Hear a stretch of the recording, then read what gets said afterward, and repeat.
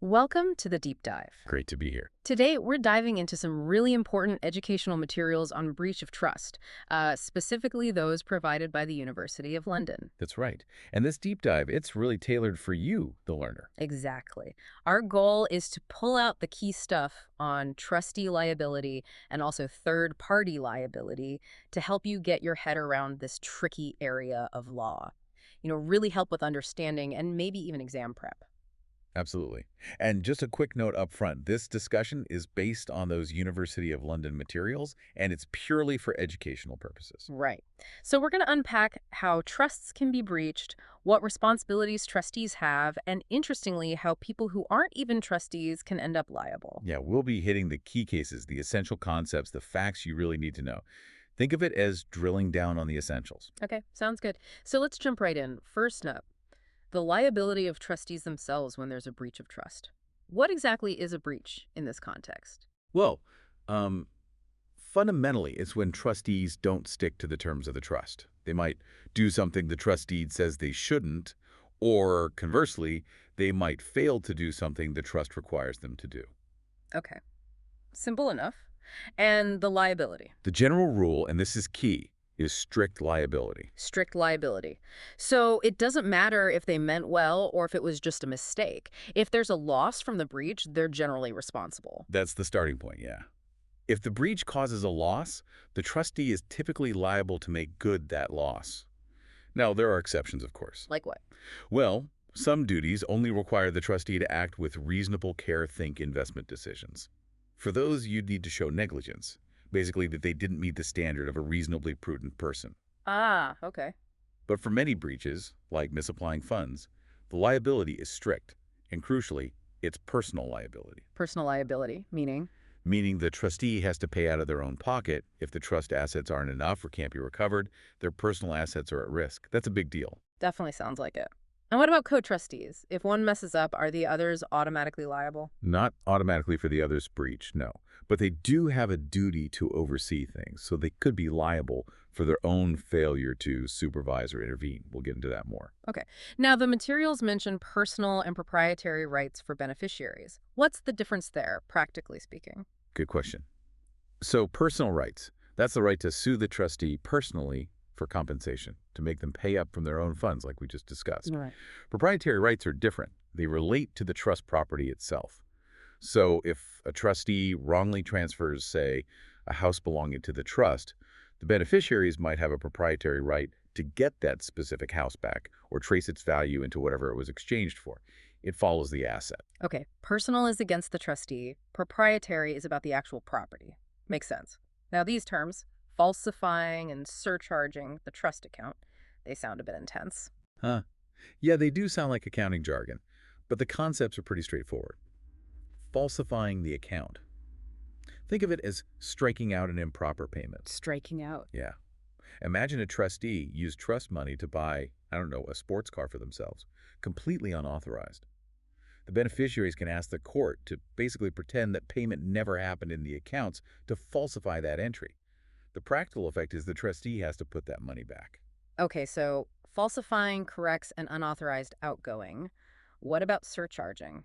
Surcharging is sort of the opposite. It's adding an amount to the trust accounts that should be there but isn't because of the trustee's failure. Ah, some money that should have come in. Exactly. Maybe the trustee negligently failed to invest the trust fund and it didn't earn any income or growth it should have. The court could surcharge the account, making the trustee liable for the amount it should have grown by. Or failure to insure, perhaps. Perfect example. Failed to insure trust property, it burns down. The beneficiaries could seek to surcharge the trustees for the insurance payout they should have received. It's about adding value that's missing due to the breach. Right. Falsifying wrong payment out, surcharging missing money in. Got it. Okay, thinking about exams again. How can a trustee get off the hook, even if there's been a breach? There are a few key ways you need to know. First, beneficiary consent. Okay. If all the beneficiaries are adults, legally capable, the term is sui juris, and crucially, they are fully informed about what the trustee proposes to do, and they consent, then they generally can't sue the trustee for that specific action later. Fully informed is the key phrase there. Absolutely. The case repolling settlement trusts really hammers this home. You can't get consent based on half-truths or missing information. Repawling's ST, remember that one? Right. Repawling's ST. What else? Exemption clauses. These are clauses put into the trust document itself, trying to limit or exclude the trustee's liability. Can they exclude liability for anything? Ah, no. This is where Armitage v. Nurse comes in. Hugely important case. It established that while exemption clauses can be very wide, even covering negligence, they cannot exclude liability for the trustee's own dishonesty or bad faith. There's an irreducible core of obligations, honesty, loyalty, good faith that can't be excluded. The irreducible core. Okay, Yeah. Armitage v. Nurse. Yeah. So dishonesty is always out. Always. You can't excuse fraud or acting in bad faith. There's debate about recklessness, but certainly dishonesty is the baseline. Armitage v. Nurse, key case. Got it. So consent, exemption clauses, any other escape route? Yes, Section 61 of the Trustee Act, 1925. This gives the court a discretionary power to relieve a trustee from personal liability, either wholly or partly. On what grounds? The trustee has to show they acted honestly and reasonably and that they ought fairly to be excused for the breach. All three elements need consideration. Honestly and reasonably, and the court decides if it's fair. Exactly. Cases like Santander, UK, PLC, VRA, legal solicitors show that acting unreasonably, even if no loss resulted, can prevent relief.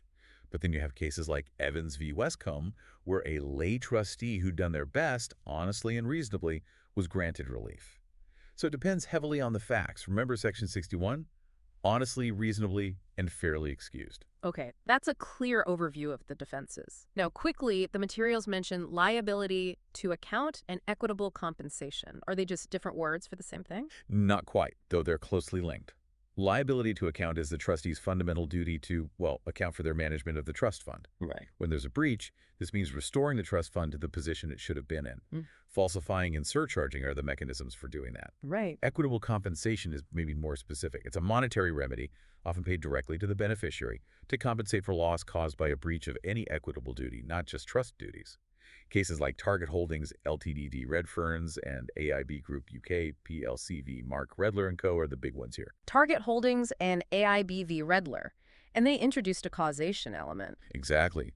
They established that for equitable compensation, you generally need to show a causal link between the breach and the loss, using a but-for test.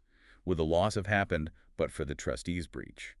So trustees aren't automatically liable for any loss that happens after they breach. No. The loss must flow from the breach. Reed-Chapman is an older case showing trustees aren't liable for general market falls, for instance. And how does this but-for test work with falsifying and surcharging? Well, with falsifying an unauthorized investment, the loss is often seen as the difference in value, perhaps valued at the date of judgment, as suggested in Naughton v. Lord Ashburton. But Target and AIB refined this. Applying the but-for test even here was the loss caused by the wrongful expenditure. It's not always straightforward. Note, there might be a stricter approach for breaches of the basic duty to safeguard assets, as hinted in Maine v. Jambrone. For surcharging, say, for failure to invest properly, like in Nestle v. National Westminster Bank, you definitely need to show the loss resulted from that specific failure. The case Bristol and West Building Society v. Mothew suggested common law causation principles apply here by analogy. So causation is key. Right. Causation, causation, causation. Got it. Okay, that covers individual trustees pretty well. What about when you have multiple trustees? Liability inter se, as the materials put it. Yes, liability between the trustees themselves. The starting point here is joint and several liability. Meaning Each trustee involved in or responsible for a breach can be sued for the entire loss. The beneficiary doesn't have to chase each one for their share. They can pick one, usually the one with the deepest pockets, and sue them for the full amount. ouch. So no hiding behind your co-trustees. Absolutely not. The case B v. Hughes made it clear there's no such thing as a sleeping trustee who can just let others get on with it and avoid liability. You have a duty to participate and supervise. Bahim v. Hughes. But surely, if one trustee was clearly more to blame, or even fraudulent, while the other was just a bit careless, can't that be adjusted between them? Yes, it can. While they're jointly and severally liable to the beneficiary, the trustees can seek contribution from each other. The Civil Liability Contribution Act, 1978, allows the court to apportion the liability between them based on their relative fault. Okay, so they sort it out amongst themselves afterwards. Essentially, yes. Yeah. Or one trustee might even be entitled to a full indemnity from another, meaning the other trustee covers their share completely. This might happen if one trustee got the sole benefit from the breach, or if one trustee was a solicitor who wrongly advised the others and had a controlling influence, like in Bahrain v. Hughes again. Interesting. And beneficiary consent, we talked about that releasing trustees from liability to the beneficiary. Does it affect things between the trustees? Well, if a beneficiary consents, they can't sue any of the trustees involved in that specific action. But remember, consent from one beneficiary doesn't bind others who didn't consent. And there's also a concept called impounding. If a beneficiary instigated or requested the breach or consented in writing, the court can, under Section 62 of the Trustee Act 1925, order that beneficiary's interest in the trust fund to be used to indemnify the trustee. It's like using their share to cover the trustee's liability. Chillingworth v. Chambers is relevant here too, Section 62. So the beneficiary who caused the trouble might end up paying for it from their own share? Potentially, yes. It's another layer of protection for trustees in some cases. What about those exemption clauses again? Do they affect liability between co-trustees? Generally, no. Exemption clauses are about protecting trustees from claims by beneficiaries. They don't usually dictate how liability is shared between the trustees. The contribution rules under the 1978 Act would still apply. And remember, the Armitage v. Nerth irreducible core applies to each trustee individually. Dishonesty by one won't be excused just because there's a clause. In Section 61, relief. Can one trustee get relief while another involved in the same breach doesn't? Yes, absolutely. The court assesses each trustee individually based on whether they acted honestly and reasonably and ought fairly to be excused.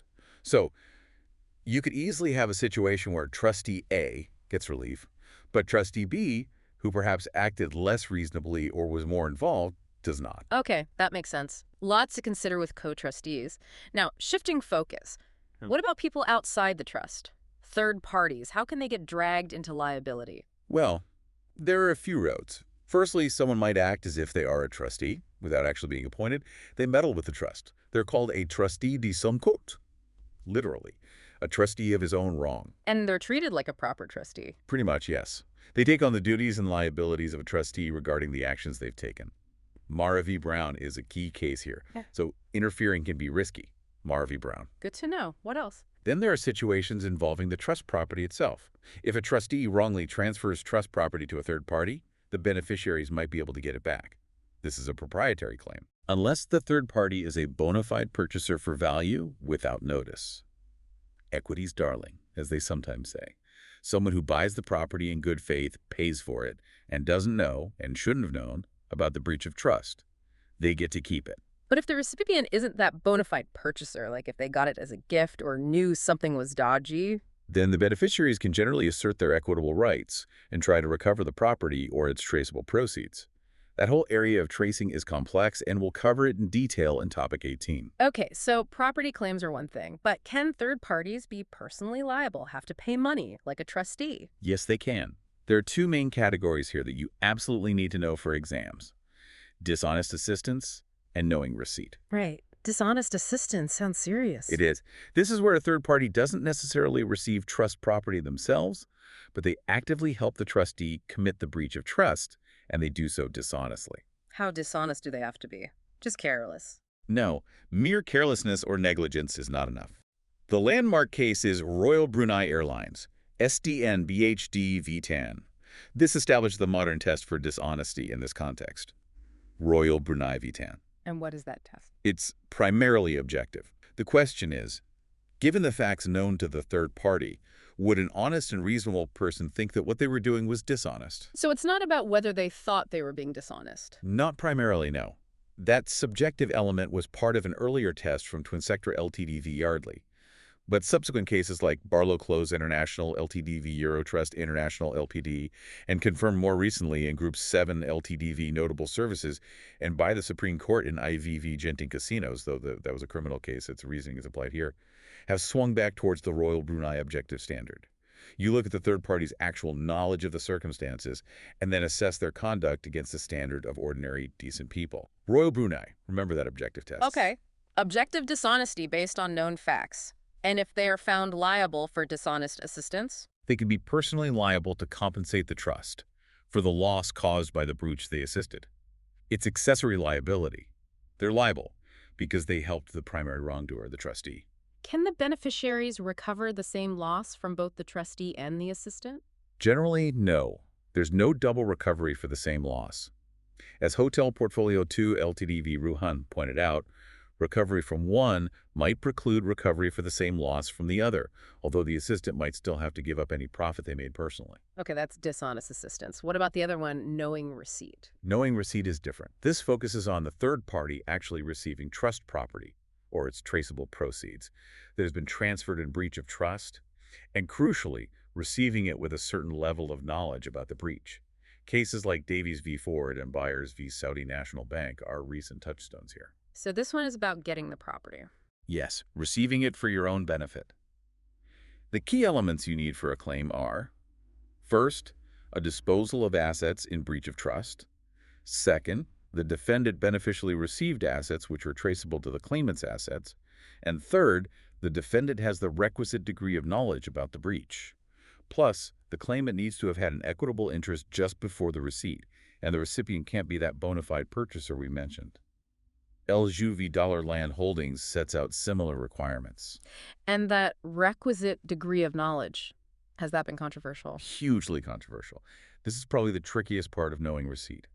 For a long time, the leading case was Re Montague settlement trusts. Re Montague, and what did that say? Re Montague suggested you needed pretty strong knowledge, actual knowledge, willfully shutting your eyes to the obvious, or willfully and recklessly failing to make inquiries an honest person would make. It seemed to set quite a high bar. It even suggested forgetting might be a defense. But then came Akindel. Exactly. Bank of Credit and Commerce International, overseas, Ltd v. Akindela, usually just called BCCI v. Akindela. The Court of Appeal there proposed a different single test. Would it be unconscionable for the recipient to retain the benefit of the receipt? Unconscionable. That sounds vaguer than knowledge. It is. That's the main criticism. Yeah. What exactly makes retention unconscionable? Is it just having certain knowledge? Or is it wider than that? Akindela suggested it encompasses the Re Montague levels of knowledge, but might perhaps be wider. It's generally seen as potentially lowering the bar compared to Re Montague, but its precise meaning is still debated. Some even question if Akindela is a true knowing receipt case on its facts. So which test applies now, Montague or Akindel? Akindela's unconscionability test is generally cited as the current standard by the Court of Appeal. However, there hasn't been a definitive Supreme Court ruling clarifying it fully in the knowing receipt context, and academic debate continues. You really need to know both Re Montague and BCCI v. Akindela and understand the shift towards unconscionability. Are there other ways people think about this? Academics, maybe? Yes, there are alternative theories. Mitchell and Watterson argue liability might arise from knowingly dissipating property held on a bare trust. Swadling talks about inconsistent dealing with the claimant's rights. The Supreme Court acknowledged some of these ongoing debates in Byers v. Saudi National Bank. And what about unjust enrichment? I saw that mentioned. Yes. This is an important academic perspective, but crucially, it's not the current law in England for knowing receipt. Okay, so just theory for now. Right. The idea is that liability should be strict. If you receive trust property, you shouldn't have. You're unjustly enriched, and you should have to give back its value, regardless of whether you knew about the breach or were at fault. Wow, that would be a big change. It would. Liability would be based simply on the receipt of value, not on knowledge or fault.